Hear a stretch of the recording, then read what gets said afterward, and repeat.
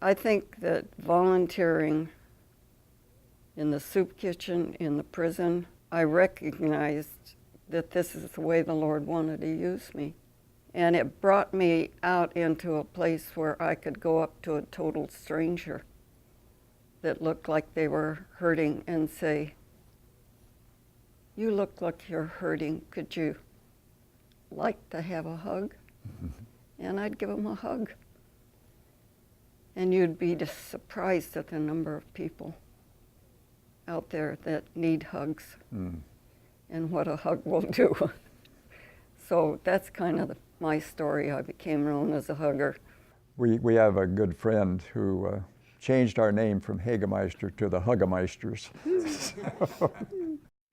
It's rare these days to see a marriage that's lasted almost 70 years. It's also rare when that marriage has been a partnership between two people whose qualities support and complement each other's. Meeting House Village residents Lynn and Ginny Hagemeister provide inspiration for anyone planning a journey through life with another, as well as demonstrating what it means to serve others with grace.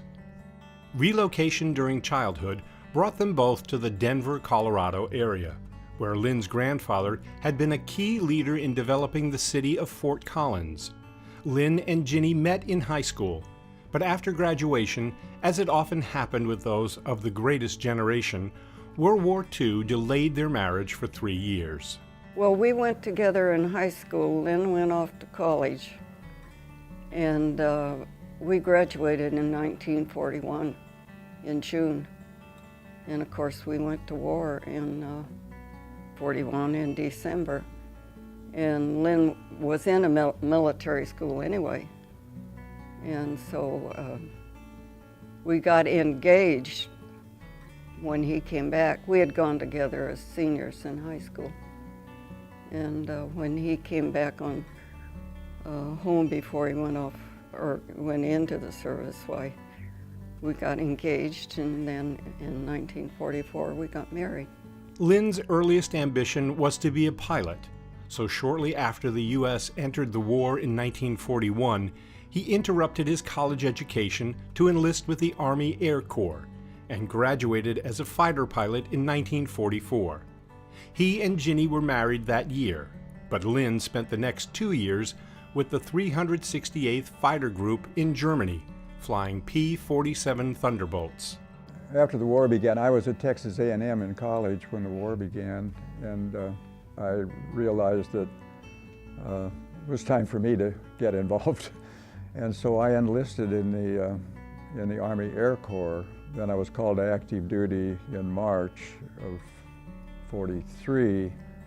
So I had not been at home where Jenny was for quite some time.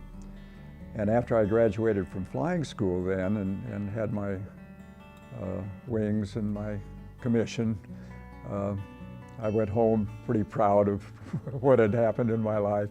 And I thought, now's the time for me to really make an impression on Jenny. Jenny called me one day and she says, "I think it's time we got married." And because we thought that my overseas time was imminent. And she ended up in Richmond and we got married. From a child, I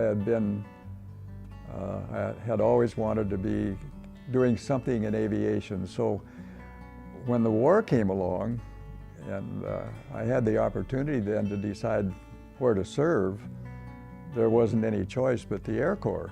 So that was a grand experience for me, doing something that I had always wanted to do, even though it took a war to bring it about. And I came home unscathed, no bullet holes, and that was good. So I came back whole to Ginny. So then Ginny and I then began to build what became a really good life. After the war, Lynn and Ginny began building their life together. He graduated from college with a degree in civil engineering, a vocation that would guide his career until retirement. Ginny spent many years with the County Extension Service in Greenlee. A highlight of their lives came in 1957, when they adopted a 4-week-old daughter, Lisa Lynn. Over time, their careers brought them to New England. Well, I was unable to have children, and we had a real void in our life. We wanted one. And so we were living in Colorado, and we put in for adoption, being told that it would be at least 2 years. It was just a few months after we applied that they called one night from Denver, when we lived in Greeley, and said, "We have a 4-week-old baby girl here. Would you like to come and get her?" So we called my mother and we said, "We're going to Denver to get a 4-week-old baby." She is a joy and just a part of our lives. She belongs to us and we belong to her. While always busy with work and family, Lynn and Ginny served as volunteers in some of the neediest of human settings. Ginny served often in local soup kitchens and later as a mentor at a women's prison in New Hampshire. Similarly, Lynn was certified as a lay pastor and served as a men's prison chaplain in recent years. Ginny had the opportunity to become a volunteer tutor in county jail, helping inmates learn to read. And she said, "You got to come and do this with me." And together then we began prison ministry in a county jail in a little old classroom. So we would teach for maybe 30 minutes, and then we'd talk about Jesus for 30 minutes. And some of the men said, "Can't you start a Bible study in here so we can know what you're talking about?" And so we began to do that. And that led into about 25 years of our volunteering together in county jail and state prisons, Ginny with the women and me with the men. We just had a grand relationship as co-workers in the Lord's work in these places where there were people who just needed someone who would hug them once in a while. And Ginny would hug, and they'd tell us that we couldn't go in there and hug. No hugging in this prison. And we said, well, if we can't hug, we can't do what we do.